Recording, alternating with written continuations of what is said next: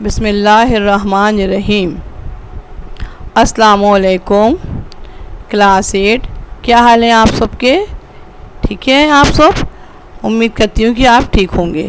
اچھا بچوں، ہم نے سبق پاکستان کے موسم اور نظارے پچھلی کلاس میں اس کا ہم نے آغاز کیا تھا۔ اس کی جبراً خوانی پیش کی تھی میں نے آپ کو اور اس کی وضاحت کی تھی، لیکن اس کی 2 پیراگراف بلکہ 3 پیراگراف کی وضاحت میں آپ کو دے چکی ہوں۔ آج جو مجھے آپ کو وضاحت دینی ہے وہ 3rd پیراگراف کی ہے۔ صفحہ ہے 55، پیج نمبر 55، کتاب کا پیج 55 آپ کھول لیجئے اور پھر میں آپ کو ساتھ ساتھ سمجھاتے جاتی ہوں۔ اچھا، اب بتا رہے ہیں مصنف کہ پنجاب کے بارے میں کہ اب یہ لوگ پنجاب میں داخل ہوتے ہیں، جب گھومنے کے لیے گئے ہیں، سیر کرنے کے لیے گئے ہیں، تو کہاں داخل ہو رہے ہیں؟ پنجاب میں داخل ہو رہے ہیں۔ جیسا کہ بتایا جا چکا ہے کہ ہر علاقے کی جو ہے زبان اور لباس مختلف ہوتے ہیں، تو اس طریقے سے پنجاب میں جب داخل ہوتے ہیں تو لباس اور زبان کا فرق جو ہے بہت واضح نظر آ رہا ہوتا ہے۔ وہاں پنجابی بولی جاتی ہے، لہذا پنجابی زبان کی صدائیں جو ہیں وہ کانوں میں رس گھولتی نظر آتی ہیں۔ اچھا، اس کے علاوہ بیل گاڑیاں نظر آتی ہیں، کسان نظر آتے ہیں، دور تک پھیلے ہرے بھرے کھیت نظر آتے ہیں، پھر نہروں کا ایک طویل جال بھی یہاں پر ہے، نہریں نظر آتی ہیں، کہیں ٹریکٹر ہے تو کہیں بیلوں سے چلنے والے ہل نظر آتے ہیں، کسان ہل چلا رہے ہوتے ہیں، اور کہیں کہیں جو ہے مختلف فصلوں کے ڈھیر یعنی فصلوں کا انبار لگا ہوا ہوتا ہے، اور پھر فصلوں کو جو ہے وہ لاد کر ٹرک پر لے جایا جا رہا ہوتا ہے، جو کہ پورے پنجاب کو پورے پنجاب کی رونق ہے۔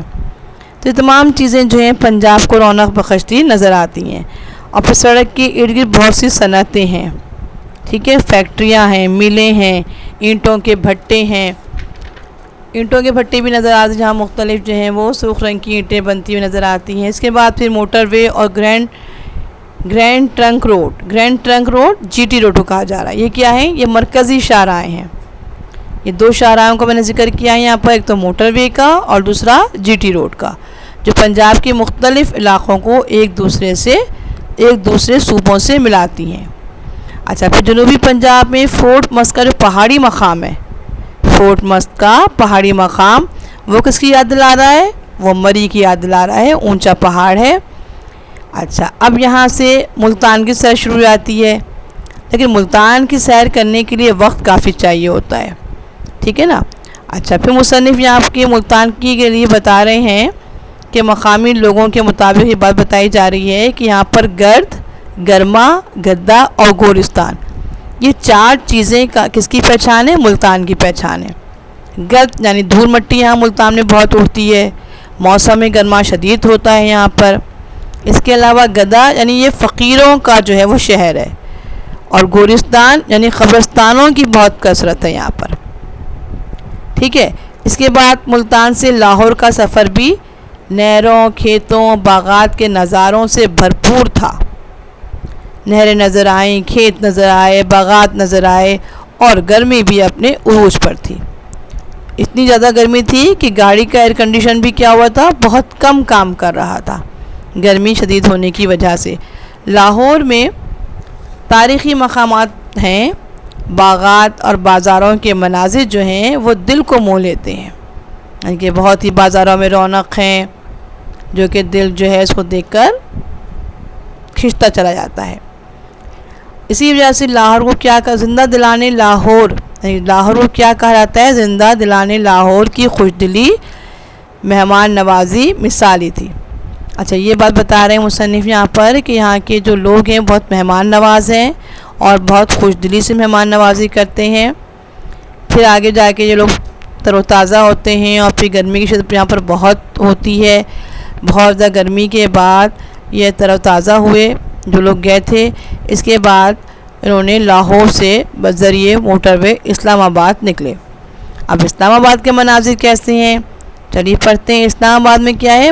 بادل چھا گئے، اب بارش ہو رہی ہے، اور اس سے گرمی کم ہونے کے بجائے حوض میں بھی اضافہ ہی ہوا، یعنی کہ اسلام آباد میں بارش ہوتی رہے تو ٹھیک ہے، جب بارش رک جاتی ہے تو پھر کیا ہوتا ہے کہ حوض بڑھ جاتا ہے، اور جب حوض بڑھتا ہے تو ظاہر ہے گرمی بہت زیادہ ہوتی ہے۔ اسلام آباد پہنچنے کے بعد مرگلہ کی پہاڑیوں کے سبزے اور سبزے کے درمیان چمکتی فیصل مسجد سفر کی تھکن کو بھلا دیتی ہے۔ آئی بات سمجھ میں؟ جب ہم اسلام آباد پہنچتے ہیں تو مرگلہ کی پہاڑیوں کے سبزے سے ہوتے ہوئے تو نظر کس پہ پڑتی ہے؟ فیصل مسجد پر، اور فیصل مسجد میں نظر پڑنے کے بعد ساری سفر کی تھکن کیا ہوتی ہے؟ دور ہو جاتی ہے۔ پھر یہاں پر یہ لوگ جو ہیں اسلام آباد کے ایک پرسکون گیسٹ ہاؤس میں رات گزارتے ہیں، اور پھر اگلے دن کیا کرتے ہیں؟ اہم مقامات کی سیر کرتے ہیں۔ اور اہم مقامات کون کون سے ہیں جس کی سیر کو نکلتے ہیں؟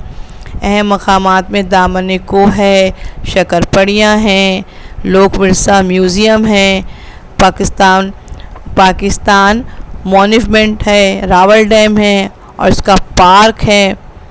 بہت ہی خوبصورت سارے پارک ہیں اور بہت ہی خوبصورت جو ہیں وہ مقامات ہیں یہاں کے۔ دامن کو بہت ہی خوبصورت ہے، اور پھر یہاں پہ جو ہوٹلز ہیں، ریسٹورنٹ ہیں، ان میں کھانا بھی بہت لذیذ بنایا جاتا ہے، جو کہ پہاڑ پر واقع ریسٹورنٹ ہیں بعض۔ ان ریسٹورنٹ سے نیچے جو اسلام آباد کی روشنیاں جھلملاتی ہوئی نظر آ رہی ہوتی ہیں، اور یوں لگتا ہے کہ جیسے کہکشائیں زمین پر اتر آئی ہوں۔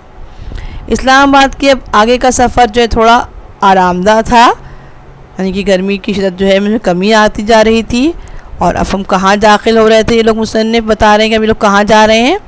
اب یہ جا رہے ہیں سوات کی جانب، اور سوات جسے پاکستان کا سوئٹزرلینڈ کہا جاتا ہے، اور یہ کہاں واقع ہے؟ یہ صوبہ خیبر پختونخوا کا حصہ ہے۔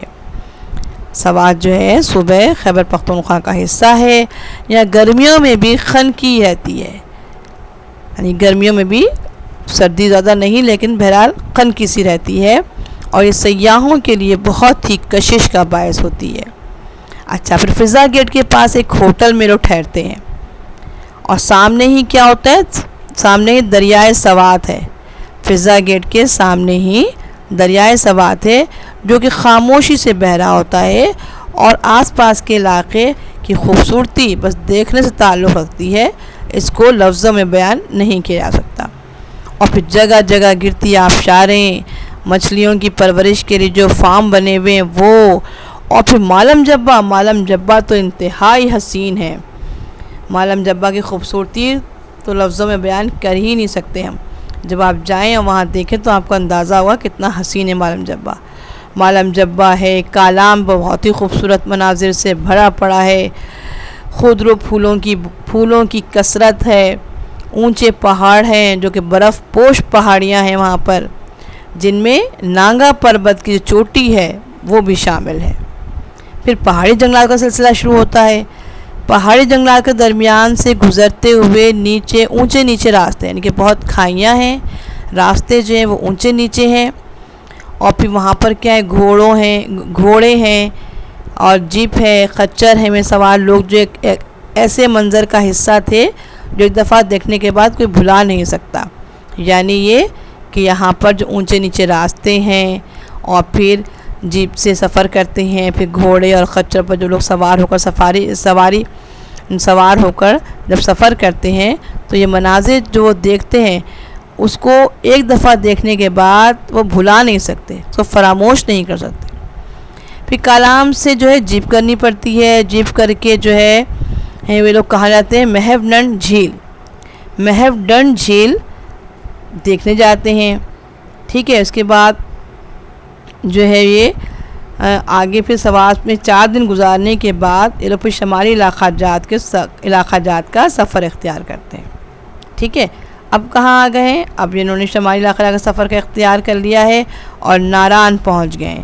ناران تک چاروں طرف بلند و بالا پہاڑ بھی ہیں، گلیشیئرز بھی ہیں، گھرے راستے پر سفر کرتے ہیں۔ ناران پہنچ کر یہ لوگ ایک ہوٹل میں آرام کرتے ہیں، اور پھر اگلے دن جیپ میں بیٹھ کر جھیل سیف الملک کا پرخطر سفر کرتے ہیں، اور کئی مقامات پر تو اتنے خطرناک ہیں کہ جانے والوں کی چیخیں نکل جاتی ہیں۔ بہر طور ماہر ڈرائیور کا ہونا بہت ضروری ہے۔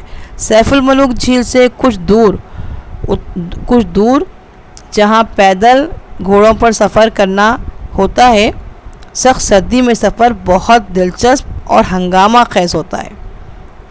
ٹھیک ہے، یعنی کہ انتہائی دلچسپ سفر ہوتا ہے لیکن اور ہنگامہ خیز ہوتا ہے، اور جھیل جو ہے چاروں جانب سے برف پوش پہاڑوں سے گھری ہوتی ہے۔ یک بستہ پانی جو ہوتا ہے وہ خاموش تھا، اس وقت وہ یک بستہ پانی جھیل کا تھا وہ خاموش تھا، اور پوری وادی بے پناہ حسین لگ رہی تھی، اور حسن بے پناہ حسن کی اپنی مثال آپ تھا۔ اور یہاں تک میں نے اس کی آپ کو وضاحت پیش کر دی ہے۔ اور اب جو ہے ہم اچھا بچوں، یہاں تک میں نے آپ کو سمجھا دیا ہے۔ اب جو ہے ہماری ملاقات اگلے کلاس میں ہوگی انشاءاللہ تعالی۔ اس وقت تک کے لیے مجھے اجازت دیجیے۔ اللہ حافظ۔